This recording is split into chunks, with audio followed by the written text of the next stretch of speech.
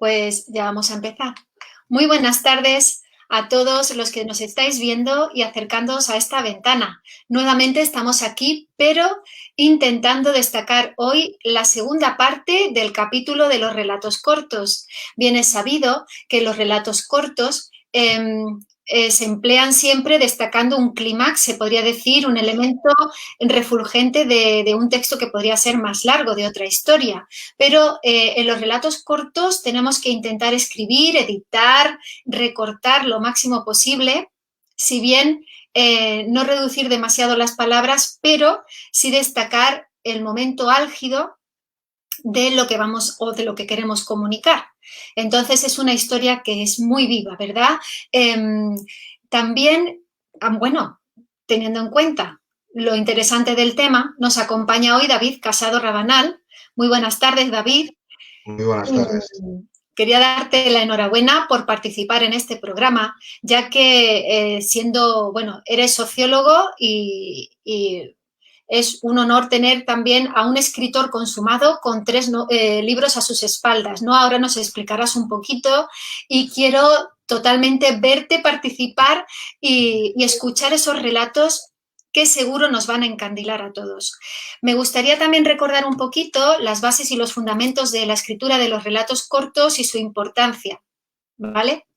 En este sentido, hay que decir, por ejemplo, que en los relatos cortos es muy importante utilizar una serie de referencias conocidas. Es decir, siempre utilizamos como ejemplo otras historias que nos pueden dar luz un poquito más en la construcción de los relatos cortos, debido a que es un proceso de maquetación que necesita su tiempo. Y a veces hay que dejarlo incluso reposar un poco y volver a la historia después. También es importante que se vean algunos giros que atrapen al lector. El lector, al leerlo, tiene que sentirse un poco sorprendido, incluso no tener un final acabado. Algunas veces, es cierto, se utiliza como momento de reflexión, se suelta alguna frase o alguna palabra que te invita a detenerte y a pensar sobre lo que te están diciendo. Por tanto, bueno, es impresionante la capacidad de síntesis de los microrrelatos, sobre todo, y empezando por el título. Hay que tener muy claro que el título es la parte fundamental en la cual pegamos con una chincheta y destacamos todo lo que va a ser el proceso después, ¿no? Y va a ser muy significativo porque un título bien puesto no te deja escapar. ¿A que sí, David? ¿Qué opinas? Muy cierto, estoy de acuerdo. Lo que hacemos nosotros. De acuerdo contigo. Y bueno, mis primeras palabras que sean para agradecerte la oportunidad que me das de presentarme a nuevos lectores. Muy de agradecer. Y felicitarte por este programa y esta iniciativa que tienes, gracias a la cual nos conocemos. Soy uno de tus fieles seguidores cada tarde y te agradezco mucho que me hayas invitado. Bueno, tú ya sabes que aquí eres bienvenido y toda persona que quiera participar. Bien es sabido que nosotros que ahora estamos en casa y sabemos que este tipo de alternativas no es muy común, sí que me gustaría que me hicierais un favor, nos hicierais un favor. Ya que estáis ahí, veréis que es fácil. Conocéis a muchas personas y estáis en contacto con otra gente que quizás le interese este tipo de programas. Bien, pues ¿por qué no compartís o etiquetáis a las personas que les pueda interesar este tipo de eventos? Porque así seremos más y compartiremos todos mejor. ¿De acuerdo? No dejéis escapar la oportunidad de hacer un grupo sólido en el cual haya muchas personas que compartan nuestros propios intereses, ¿verdad? Seguro que lo haréis. Eso lo vamos a ver. También invito a que este tipo de programas sea como el motor de cambio. Quiere decir esto, nos inviten a construir y a estar en constante movimiento a la hora de escribir. Sabéis que el proceso escritor es un proceso amplio, pero debe ser constante para poder escribir. Entonces, si hay alguien que se le ocurra alguna idea y esto le invite o le fomente la capacidad de ponerse a escribir en casa, bienvenido sea, ¿verdad? Toda esta clase de talentos que parecía que no teníamos nunca momento de ponernos a hacer, que luzca, ¿de acuerdo? De Bien, acuerdo. ahora invito a David. David, cuando quieras, empieza a ilustrarnos porque estamos deseando oírte. Cuéntanos. Bueno, pues desgraciadamente con esta pandemia me he quedado a la mitad, ¿no? de la promoción de uno de mis libros, el último libro que estaba haciendo fuera de Madrid. Os lo enseño, se llama Vísperas de Sangre y otros relatos sombríos y está dedicado a la guerra civil. La incivil guerra civil, permíteme que diga la incivil guerra civil. Así es. Y fuera de eso, pues vamos a centrarnos en el tema que nos ocupa, que es efectivamente los relatos breves o microrelatos, ¿verdad? Que son muy importantes para la trayectoria de un escritor. Son la trinchera que nos permite foguearnos, ¿verdad? Y de alguna manera yo lo recomiendo a todo aquel que quiere iniciarse en esta aventura de escribir, porque verdaderamente son muy exigentes debido a su tamaño, como tú bien has explicado, y te obligan a hacer un esfuerzo de síntesis muy importante. Yo para esta tarde os voy a leer 3 relatos cortos que además son interesantes porque él los he elegido como modelo de cómo se puede hacer un relato en torno a diferentes cosas. En este caso vamos a ver un relato inspirado en un poema. El segundo de ellos en una pintura y el tercero en una fotografía. Y además de esos 3 relatos, tengo un conjunto de 3 microrelatos que quiero también mostraros porque aunque cada uno de ellos es una historia en sí misma, juntando los 3 te das cuenta que tienen una historia, cuentan una historia más grande, con la ventaja de que además ofrecen 3 ángulos distintos, 3 puntos de vista distintos. De ahí que los vaya a leer juntos, pero realmente son 3 micros, ¿de acuerdo? Y están dedicados al combate de Trafalgar. Debería explicar que mi labor como autor se centra en la divulgación histórica, una tarea que me apasiona. Y todo lo que escribo tiene que ver, de alguna manera, con algún acontecimiento, un suceso histórico, etcétera. Los relatos, digamos, más largos están dedicados muchos de ellos a personajes, pero obviamente por las condiciones del programa, pues no es cuestión de leerlos. Había elegido uno dedicado a Isabel Barreto, la primera almirante de nuestra historia, pero es demasiado largo para las exigencias del programa. Pero bueno, hay mujeres desde luego interesantísimas en De nuestra todas historia formas, estaremos encantados de escucharlo, sobre que todo las teniendo en merece. cuenta que la estructura de un microrelato no es como las clásicas historias que tienen la presentación, el nudo y el desenlace, sino que directamente vamos al nudo, lo que es el quid y el clímax de la narración. Por tanto, muchas veces necesitamos incluso ir haciéndolos viéndolo en un contexto más amplio. Me ha encantado lo que has dicho, que los últimos 3 estén como enlazados todos y enhebrados en otro contexto, porque eso quiere decir que has conseguido sacar la esencia. Vamos a ello. Venga, vamos a ello. Empezamos por esos 3 dedicados al combate de Trafalgar, esos 3 micros. Y luego hablamos de los otros 3 restantes. Bien, comienzo. Aunque la combinada continuaba resistiendo al fuego, la Royal Navy comenzaba a dominar la situación. Horatio Nelson, ebrio ya de victoria e inmune a cuanto sucedía a su alrededor, seguía dando órdenes desde la colilla del Victory, cuando un tirador de élite galo, situado en la cofa del palo de mesana del Redoutable, vio su oportunidad de vengar tanta sangre francesa derramada y pasar a la historia. El disparo alcanzó al vicealmirante penetrándolo por el hombro izquierdo y la bala le atravesó el pulmón hasta quedar alojada en su columna vertebral. Llevado en volandas a la enfermería, los cirujanos comprobaron que nada podía hacerse.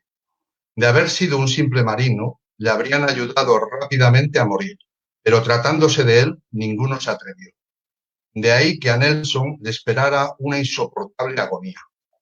Aquella muerte cruel tiñó de épica su postrera victoria, ocultándonos la realidad de un hombre infeliz, psicótico y obsesionado con la gloria, que durante años se hizo acompañar del mal fario de aquel ataúd, fabricado con la madera del palo mayor del Orient, el navío de su viejo rival, el almirante François-Paul Brueys, muerto en Anquis. El francés, poco antes de estallar su buque por los aires, alcanzado en su Santa Bárbara durante la batalla del Delta del Nilo, había maldecido a su enemigo británico, al que siempre despreció por su baja estatura y su cara de niño. Este microrrelato se publicó en este libro 100 relatos en corto, de lo que me sentí muy satisfecho porque fue elegido por los lectores como uno de sus favoritos, cosa que agradezco mucho. Muy bien. Vamos con el segundo de Trafalgar. No sé si os he dicho que este primero se llamaba el ataúd de Lorient. Disculpadme si no ha sido así. El segundo se llama el águila de bronce. Tras 3 horas interrumpidas de zafarrancho de combate, el bucentauro ya no aguantaba más el castigo de la escuadra enemiga. Desarbolado y con la popa prácticamente deshecha, el buque insignia de la flota combinada exhibía una atroz carnicería entre sus 3 cubiertas, con muy pocos supervivientes a bordo. Entre ellos se encontraba el que iba a ser para siempre uno de los almirantes más trágicos de la historia, el mismo al que los británicos perdonaron la vida para que sufriera el escarnio de tamaña derrota, con el deshonor añadido de tener que enfrentarse a su admirado Napoleón del consabido Consejo de Guerra. Rendido el gran navío Orgullo de Francia, Pierre-Charles de Villeneuve contemplaba a su alrededor los frutos de su estupidez e incompetencia, al tiempo que soportaba la pública humillación del arriado de la bandera tricolor de la República y la captura, en su destrozada Cámara de Oficiales, del águila imperial de combate. Aquel pretencioso emblema de bronce de un palmo de alto que portaban todos los buques de guerra franceses sentenció su suerte. Incapaz de rendir cuentas al emperador, el almirante, que jamás deseó comandar esta empresa, prefirió suicidarse. Escalofriante. ¿Os ha gustado? Sí, bien. Sí. Y el último, bueno, en vez de tener un protagonista tan definido como Nelson o Villeneuve, el protagonista es colectivo, los marinos españoles, se llama El Escorial de los Mares. Poco antes de las 14:30 horas de aquel trágico 21 de octubre, el navío Santísima Trinidad, de 130 cañones, soportaba sin cesar el fuego cruzado procedente del Victory y del Neptune, que ya le habían desarbolado sus palos, mayor y mesana, haciendo desaparecer el mástil en donde tremolaba la rojigualda. Considerando que el general Baltasar Hidalgo de Cisneros y el comandante Francisco Javier de Uriarte optaban por rendirse, sus enemigos hicieron un alto el fuego, enviando en una chalupa a una delegación de oficiales para apoderarse de la nave.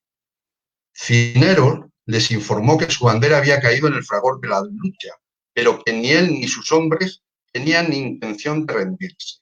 Y atendiendo al caballeroso comportamiento que le caracterizaba, dejó marchar en paz a los británicos. Esto no evitó que el zafarrancho resultara aún más encarnizado, soportando la Trinidad el fuego de otros 4 navíos, Conqueror, Leviatán, Britannia y África, que se unieron a su captura. Cuando finalmente las baterías de la Trinidad callaron hacia las 4 horas de la tarde, agotados la totalidad de sus tripulantes y la munición, además de heridos gravemente Cisneros y Uriarte, de los 1.048 hombres embarcados, solo quedaban con vida alrededor de 250. Había tantos muertos, heridos y mutilados que la sangre empapaba la caoba de sus cubiertas y resbalaba por las poternas de los cañones, ofreciendo a la vista un espectáculo dantesco.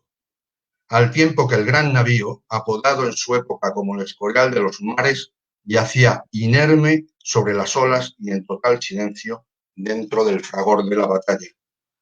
El oficial inglés Richard Grindal, uno de los primeros en subir a bordo, escribió en su informe que él y muchos de los que le acompañaban vomitaron por el fuerte olor a sangre y a carne quemada, que, mezclado con el agrio de la pólvora y otros muchos despojos humanos, impregnaba de forma malsana el aire de todas sus cubiertas. ¿Os ha gustado este pequeño homenaje a Trafalgar? Seguro que sí. Yo creo que esto es indudable, no hay que apostillar ni decir nada porque realmente está muy bien hecho. ¿Sabes? Yo he optado hoy por escoger unos microrelatos de un libro que se llama Microrelatos con sentido, de Grupo Edelvives, que ha realizado Juanma de Alarcón, y he escogido un relato que se titula En una vieja lata de galletas, ¿vale? Espero que os guste también. Es otro tema diferente, pero está muy bien. Bueno, voy a ponerlo aquí. Al otro lado de la acera se alzaba aquel colegio centenario en el que había pasado tantos años de su infancia y apasionada juventud. Entre él y aquel edificio, una gran reja andaluza por la que había cruzado infinidad de veces y que hoy se erguía ante él de una manera especial. No podía seguir allí plantado. Le gustaba ser puntual y se acercaba la hora de la fijada cita. Días atrás, Carlos había telefoneado a don Manuel, aunque habían mantenido un cierto contacto hacía muchos años que no se veían. Don Manuel, el padre Pitillo, como algunos le llamaban por su extrema delgadez, había sido su profesor, su amigo, su confesor, y en la juventud de Carlos, su compañero en múltiples actividades educativas que organizaban para los chicos de la barriada. Junto a otros sacerdotes de aquel colegio y otros jóvenes, muchos años atrás, habían dinamizado la vida del barrio organizando campamentos, convivencias, juegos, festivales, donde la chiquillería del entorno disfrutaba sus fines de semana y sus vacaciones estivales. Carlos estaba convencido de que su vocación educadora se había ido forjando en la adolescencia, en medio de aquella vorágine de acontecimientos que experimentó en aquellos patios. Con don Manuel, bien es cierto, había tenido una relación más estrecha. Habían tenido que colaborar juntos en múltiples avatares y en alguna ocasión, cuando finalizaban las tareas del día, tras despedirse de los muchachos, se sentaban cansados en algún banco del colegio o paseaban bajo los pórticos para disfrutar del placer de una buena charla. Hoy no sería distinto. Después de tantos años, el encuentro con su viejo amigo le garantizaba rememorar uno de esos momentos de charla pausada y calado hondo. Al entrar al pórtico del patio, don Manuel le estaba esperando. Su semblante de hombre bien y alegre seguía allí, intacto sin que los años hubiesen hecho mella. Pero aquel delgado sacerdote dibujaba de blanco su cabello. Su enflaquecido cuerpo ya no era aquel que le servía para trasladarse con agilidad de un lugar a otro, siempre activo. Más bien denotaba la fragilidad de sus años y el cansancio de una vida entregada. Ya no corría por los pasillos como alma que lleva el diablo, para que le diese tiempo a todo. Ahora el tiempo caminaba tan despacio como él, apoyado en un andador que le ayudaba a dar cada paso. El saludo fue cordial, el abrazo cariñoso, la mirada cómplice de dos viejos amigos. Iniciaron un sosegado paseo y una conversación ansiosa de ponerse al día y de evocar recuerdos. Se interesó por su familia, por su trabajo y, como profesor en el instituto, quería noticias de aquellos jóvenes que, como él, habían estado a su lado en aquellas tareas. Surgían en el diálogo viejos nombres, antiguos recuerdos, anécdotas que permitían risas.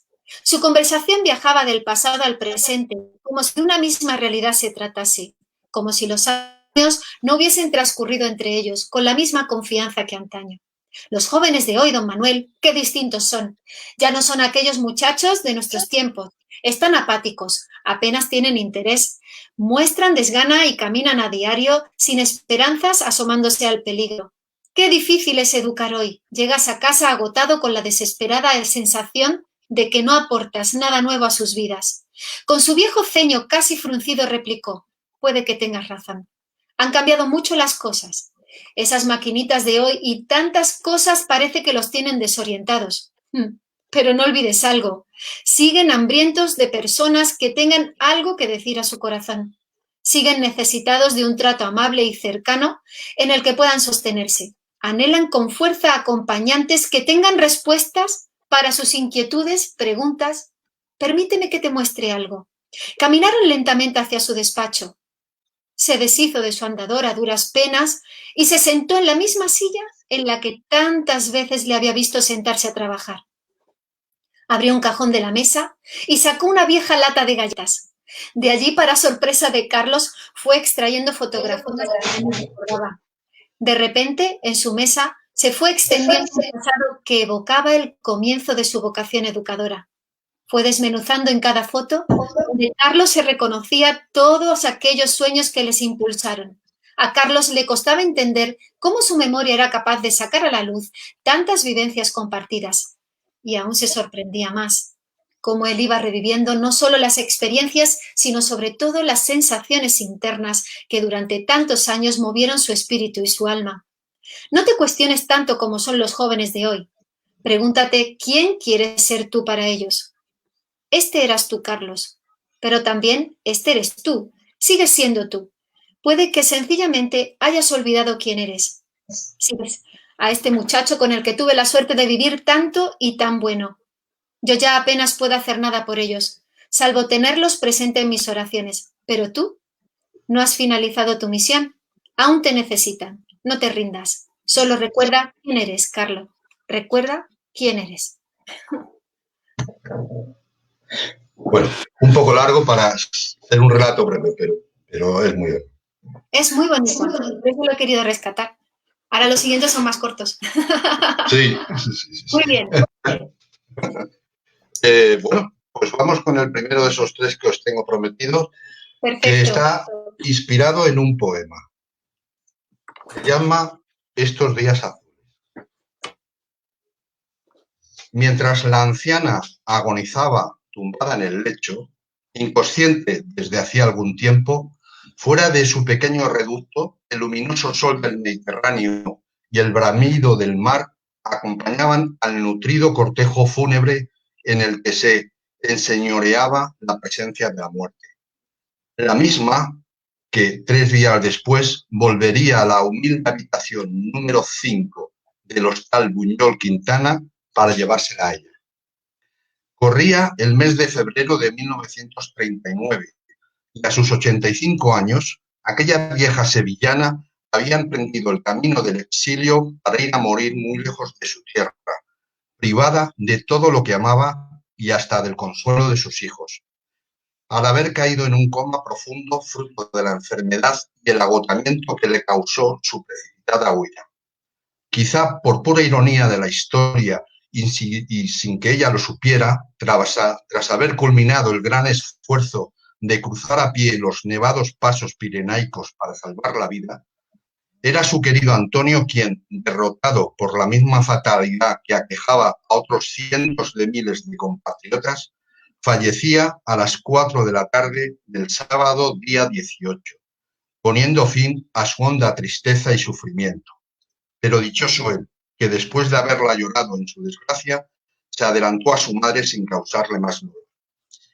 Cosa distinta fue el caso de su nuera y su hijo José, obligados a despedirse de ambos en el plazo de 3 días.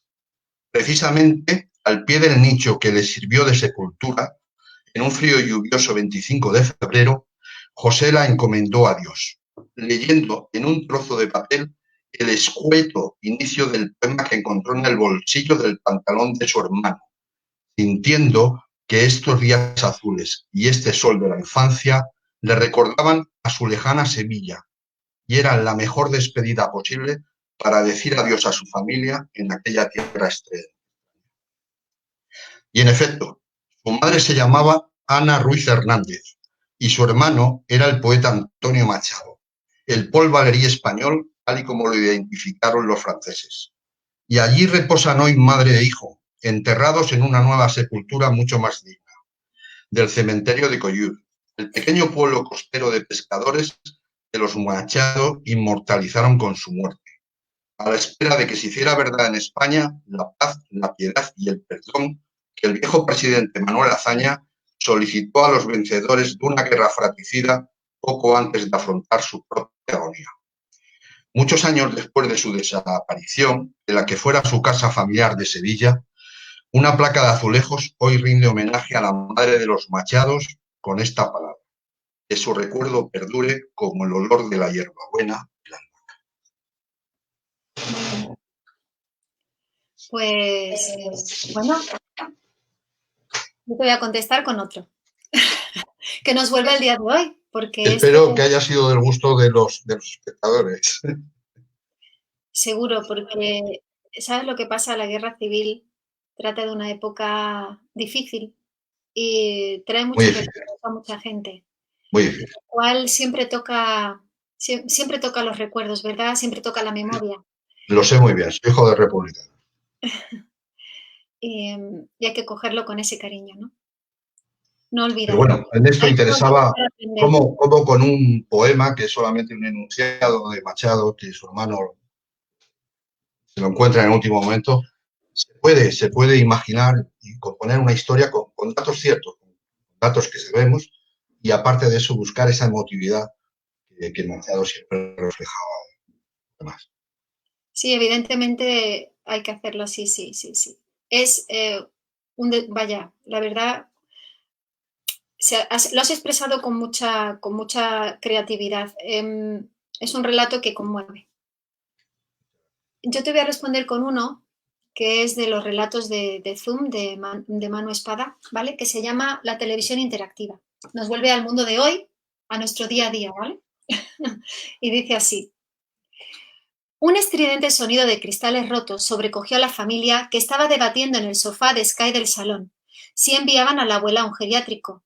12 soldados con lustrosas casacas azules habían interrumpido, mosquete en mano, a través de la pantalla de plasma del televisor.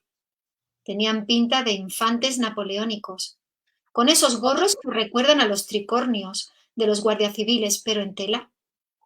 La familia se puso de pie con cara de haba. Levantaron las manos y pegaron la espalda contra la pared. Pero la abuela, que estaba algo cegata, seguía, seguía sentada escuchando la telenovela. Pero la iban a fusilar.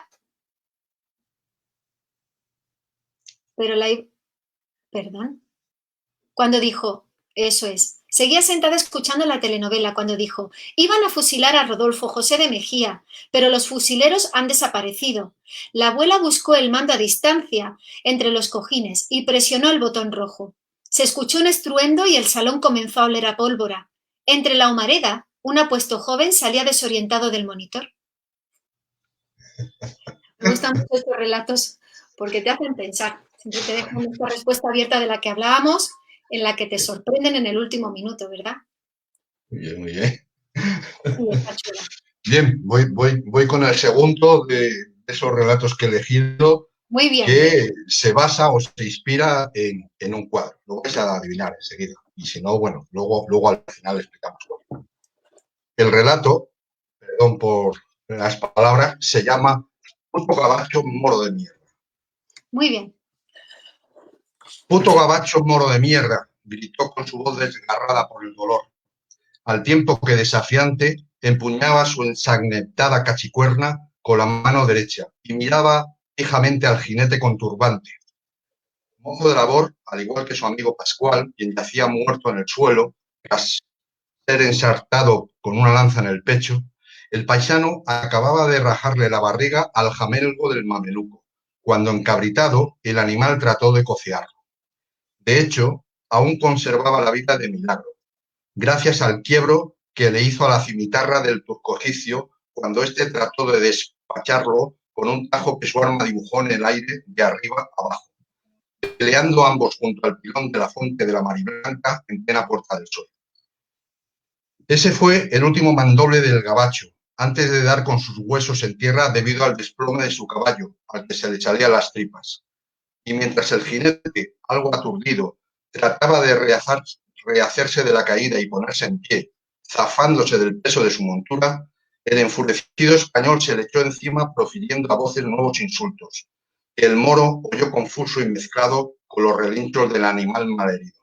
Cabrón y de puta, me cago en todos tus muertos, por mis huevos que te reúnes con ellos.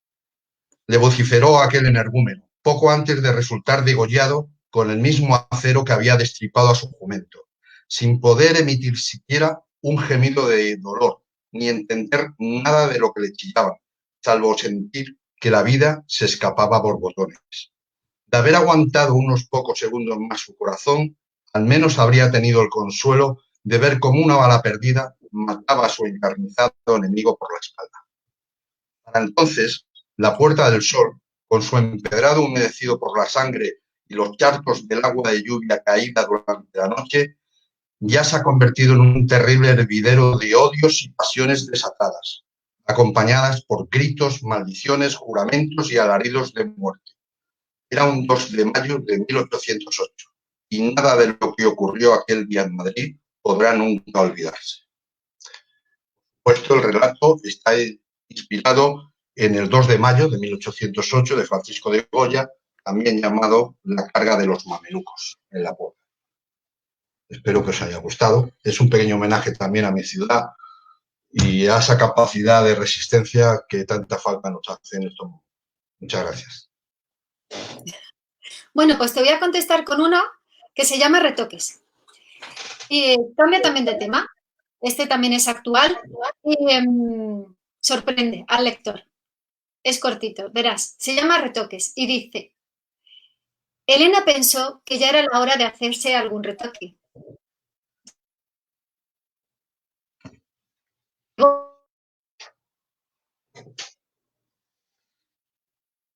Dibujo de su actriz favorita, está esa belleza, la carta. Así que Gemma, te estamos perdiendo. O al menos yo no te oigo. Pero lo volvemos a repetir, no pasa nada, es muy cortito. Verás. Vale. Se titula Retoques. Empieza. Elena pensó que ya era la hora de hacerse algún retoque. Llevó un dibujo de su actriz favorita y le cambiaron la nariz aguileña por otra respingona. Le cogió el gusto a esa belleza a la carta, así que concertó otra cita, a la que acudió con un retrato de una famosa cantante. Le pusieron sus labios. La adicción a los cambios se acrecentó. Se hizo las orejas más pequeñas, igual que la mujer de un influyente senador. Se cambió los pómulos a lo Cleopatra. Se injertó el pelo moreno de Nefertiti y le copió las tetas a la musa de moda. Elena siempre fue una seguidora acérrima del canon de belleza griego, así que pidió que la convirtieran en una diosa. El maestro le cortó un brazo a la altura del hombro y el otro por la mitad del cúbito y el radio. Elena se miró los muñones y sonrió encantada. Señor Fidias, es usted un genio. Se queda con todos nosotros. Está muy bien. Claro, estos géneros están muy sujetos a la creatividad. ¿Por qué tienen que estar reñidos con la diversión y con el hacernos pensar en la sociedad de hoy? ¿Qué te parece? David, ¿qué opinas? Bueno, como veis, yo tiendo un poco más a la tragedia que al humor, porque la historia, desgraciadamente, es trágica en sí misma. Pero está muy bien. Está muy bien. Y la verdad es que tu locución es perfecta y es un placer. Bueno, yo quiero darte desde aquí la enhorabuena por haber compartido con nosotros el espacio. Me queda uno, ¿eh? Queda uno, ¿eh? Claro, pues eso, que no quiere decir que sea el último. Queda uno. Queda el último. Sí, sí. ¿Vale? ¿Hay tiempo para él? Sí, lo vamos a leer, pero quería decirte que me gustaría aprovechar para volverte a invitar, porque condensar parte histórica con parte divertida. Discúlpame, Gemma, no te oigo. Compártanos.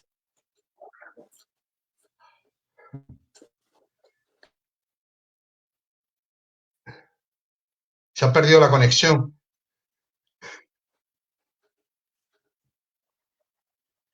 Parece, pero seguimos en el aire. Vale. Se conecta enseguida, ya está otra vez bien. Vale, menos mal. Bueno, pues este último relato breve que os traigo está inspirado en una fotografía. Luego, si queréis, al final explico de qué se trata. El relato se llama El viejo que abrazaba a su nieta. Sintió el cañón del arma sobre su sien latente por el miedo y la adrenalina y se encomendó a Yahvé, sabiendo que su muerte era inminente. Pero la pistola no disparó. En su lugar, oyó el chasquido del percutor golpeando en el vacío, mientras seguía bien sujeto por el capo que le levantaba del suelo agarrándolo por su brazo derecho.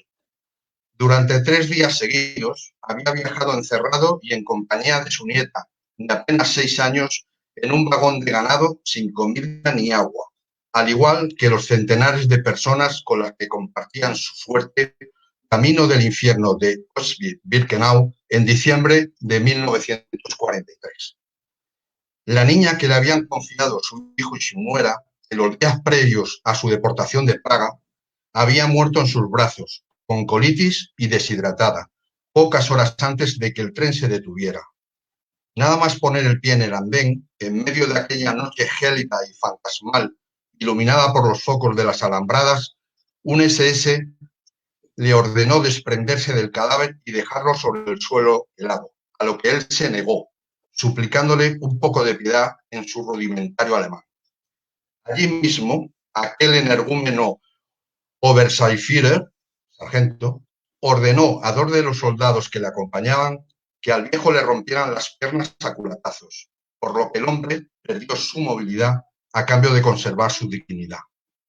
Pero fue por poco tiempo, justo el que tardaron en venir a recogerlo y auparlo, con su pequeña todavía a cuestas, al camión escoba que se encargó de transportar desde el andén al módulo del crematorio a todos los individuos que no podían caminar, inválidos, enfermos, ancianos e incluso a una mujer extenuada por el viaje y en avanzado estado de gestación.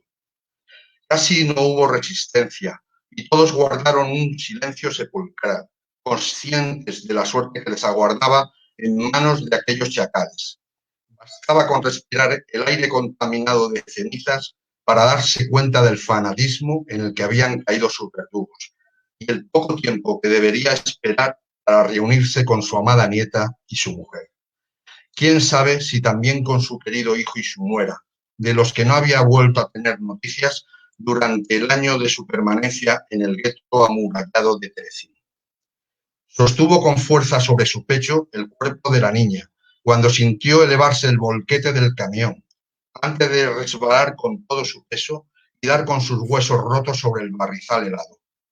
No pudo reprimir el aullido de dolor que salió de su boca al caer sobre sus quebradas piernas. Pero su sufrimiento acabaría pronto.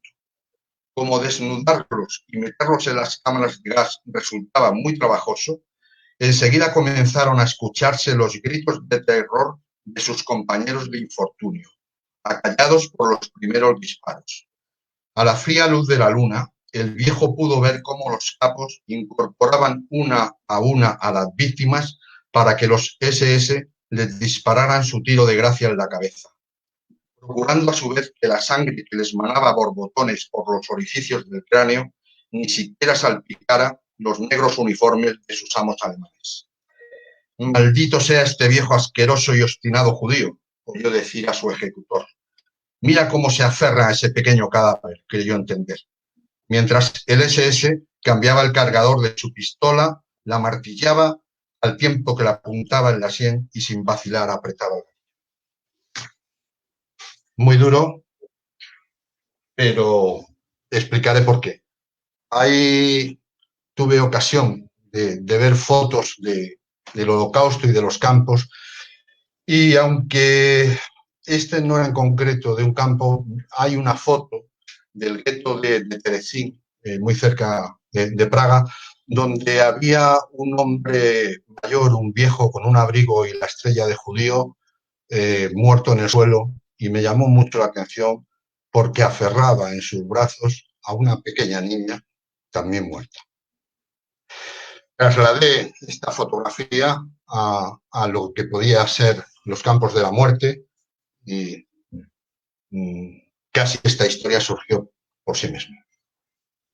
Gracias por vuestra atención. Bueno, la verdad es que en contraposición a esa dura realidad, voy a intentar terminar con un... Bueno, y sabiendo que estamos hablando de esto, voy a terminar con un corto, un relato corto que habla de otra cosa, ¿no? Que habla de, te lo tengo aquí, de la metáfora, ¿vale? Se titula La metáfora. Nada hacía presagiar una hemorragia masiva de palabras en la Biblioteca Nacional, aunque ese diminuto pinchazo que había en el lomo del libro sobre el título gastado era un indicio de lo que acontecería a continuación. Cuando el vigilante salió de la sala, Me subí a una escalera de madera con la esperanza de encontrar algún tesoro, uno de esos incalculables que sobreviven al paso del tiempo. Y entonces lo vi. En la última estantería, unas pastas marrones como de tripa de animal hicieron que me fijase en él. Soplé para quitar el polvo y bajo la espesa capa descubrí un viejo compendio, un manual de escritura. Me senté en una de las mesas y eché un vistazo. Se trataba de un volumen de piel cosido a mano, con una especie de pequeña puñalada en el lomo, a modo de aguijón, y unas hojas tan desgastadas que se deshacían en los dedos al pasar la página como si fuera el cadáver de un libro. Y yo el forense que lo destripaba. Sin embargo, la edición no era antigua. Figuraba la fecha de ese mismo día, 10 de febrero de 2009. Sorprendido, comencé a leer. Tras un prólogo sobre la lengua castellana y sus adjetivos, comenzó a virar a un rojo intenso. Las vocales de las frases subordinadas se hicieron líquidas y un goteo escarlata de Times New Roman comenzó a salpicar el suelo de la biblioteca, componiendo una melodía monótona, como la de los grifos a medio cerrar. Alcé la vista y todos miraban horrorizados el charco de metáforas situado bajo mis pies. El arma homicida permanecía clavada en la página 28. Ese acento afilado no debería estar sobre ti. ¿La has cogido? Sí, y desde luego mucho más horrible. Es que yo creo que este escritor es un genio. Sí que ha logrado conseguir captar todo el proceso y al final nos tiene en vilo diciendo, madre mía, las últimas palabras le hace y te dejan a que sí, también atrapado. No solo tus relatos, que las hace genial, sino además también yo creo que hay que confiar mucho en la literatura actual, porque justamente esto es literatura actual, esto es nuestra sociedad de hoy, y dice mucho de nuestro contexto, de cómo vivimos y de cómo experimentamos también, ¿no? Porque un relato corto siempre es una experimentación, ¿verdad? Entonces, bueno, como conclusión al programa, os espero a todos en el próximo. Ya sabéis que es después de las palmadas. Tenemos nuestro siguiente programa mañana. Pero hoy hemos contado con la mejor visita posible, que ha sido David Casado Rabanal. Ya os digo que es una buena alternativa de lectura para todos los que estamos en casa. Y déjame decir unas palabras, porque si no, algunos compañeros me van a matar. Bueno, como explicaba al principio, soy un autor dedicado a la divulgación histórica y hay grandes divulgadores de historia en nuestro país. Yo me considero galdosiano, pero digamos que en nuestro país, entre Galdós y Pérez Reverte, había un vacío muy importante de la divulgación histórica que hoy afortunadamente se ha colmado con excelentes autores que yo os recomiendo. Algunos de ellos son amigos míos y, bueno, se me ocurre, por supuesto, el maestro Fernando Martínez Laine, se me ocurre mi buen amigo José Luis Hernández Darby, Javier Santamarta, Leon Arsenal. Hay excelentes autores que están haciendo divulgación histórica de calidad y quisiera no olvidarme de ellos y recomendaros a todos los que nos estáis escuchando que os acerquéis a sus libros. Os acerquéis a sus libros. Este país hemos tenido una desmemoria importante y hemos hecho un verdadero memoricidio, ¿no? Y es importante recuperar la memoria porque es la única que nos permite saber qué somos, en dónde estamos, de dónde venimos, a dónde vamos. Muchas gracias por darme esta oportunidad. Bueno, yo ya me he enamorado. Creo que soy una de tus fieles seguidores. Impepinable. Muchas gracias por estar aquí con nosotros. Y ciertamente es algo que tenemos que tener muy en cuenta. Por eso realizar alternativas donde se acerque la cultura a la gente está siendo tan importante, ¿no? Para crear y recordar. Nuevamente, muchas gracias. Y espero a todos vosotros que os haya gustado. ¿De acuerdo? Un abrazo enorme. David, que te espero en otro programa. Queda a tu disposición y además, por supuesto, tienes un amigo. Muchísimas gracias, Gemma. Igualmente, de verdad. Espero que te guste algún relato de los que